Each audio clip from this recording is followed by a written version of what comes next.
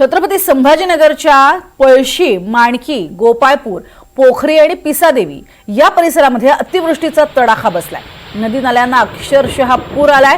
ढगफुटी सदृश पाऊस झालाय आणि त्यामुळे चारचाकी वाहनं अक्षरशः पाण्यामध्ये बुडून गेली आहेत। छत्रपती संभाजीनगरच्या वैजापूर तालुक्यात लोणी खुर्द या गावाशेजारी चिकटगाव लोणी या परिसरात 3 ते 4 तास मुसळधार पाऊस झाला आणि शेतात गेलेल्या शेतकऱ्यांना पुलावरनं दोर लावून नदी पार करावी लागली, इतका जोरदार पाऊस झालाय। या परिसरातल्या गाड्यांचं किती अतोनात नुकसान झाले ते आपल्याला पाहायला मिळते, कारण गाड्याच्या गाड्या या पाण्यामध्ये बुडून गेलेल्या पाहायला मिळत आहेत। संभाजीनगरच्या या भागामध्ये जोरदार पाऊस झालेला आहे। पळशी, माणकी आणि गोपाळपूर या भागामध्ये झालेला हा पाऊस 3 ते 4 तासातच इतका पाऊस झाला आहे। ढगफुटी सदृश पाऊस आणि त्यामुळे पाण्यात सगळ्या गाड्या बुडलेल्या आहेत। ही ताजी दृश्य आपल्याला बघायला मिळतात, कशा पद्धतीने दोर लावून एका बाजूहून दुसऱ्या बाजूला जाण्यासाठी अक्षरशः मशक्कत करावी लागली स्थानिकांना, कारण पूर्णपणे जो पूल होता तो पूल पाण्याखाली गेला आणि पाण्याला जोरही प्रचंड मोठ्या प्रमाणात होता आणि त्यामुळेच दोर लावून एका बाजूहून दुसऱ्या बाजूला जावं लागलं। अधिक माहिती घेऊयात मोहसिन शेख यांच्याकडनं। मोहसिन, सध्याचे काय अपडेट्स आणि केवळ 3 ते 4 तासात इतक्या मोठ्या प्रमाणात पाऊस झाला, काय होता हवामान विभागाचा अंदाज?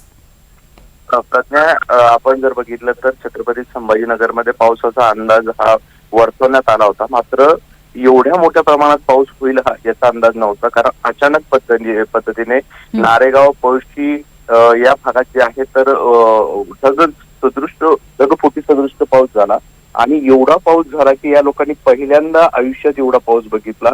मंदिराजवळ पाणी होतं, शाळामध्ये पाणी घुसलं, नारेगाव भागात तर अक्षरशः गाड्या पाण्याखाली होती। जी परिस्थिती मुंबई, दिल्लीत पाहायला मिळते ती परिस्थिती छत्रपती संभाजीनगरमध्ये पाहायला मिळाली आणि जवळपास 3 ते 4 तास हा सगळा पावसाचं प्रमाण जे साचलं होतं ते निसरायला वेळ लागलेला आहे आणि आता जे आहे तर नद्या नाल्यांना तिथे या ठिकाणी जे आहे तर पूर आल्याची परिस्थिती आहे।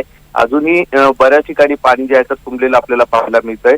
त्यामुळे अचानक झालेल्या या पाण्यामुळे लोकांचे देखील हाल झाले, अनेक ठिकाणी रस्ते देखील बंद झाले होते आणि आता जी आहे तर आज देखील छत्रपती संभाजीनगरमध्ये पावसाचा अंदाज वर्तवलेला आहे। पुढील 3 तासात वादळी वाऱ्यासह पावसाचा अंदाज वर्तवण्यात आलाय, त्यामुळे नागरिकांनी काळजी घेण्याचं आवाहन देखील प्रशासनाकडून करण्यात येत आहे। नक्कीच, तर काळजी घ्यावीच लागणार आहे। तुर्तास धन्यवाद मोहसिन या संपूर्ण माहितीसाठी। तर न भूतो न भविष्यती असा पाऊस या गावकऱ्यांनी सुद्धा पाहिलेला आहे। जबरदस्त पाण्याला ओढ या 3-4 तासाच्या पावसामुळे पाहायला मिळते।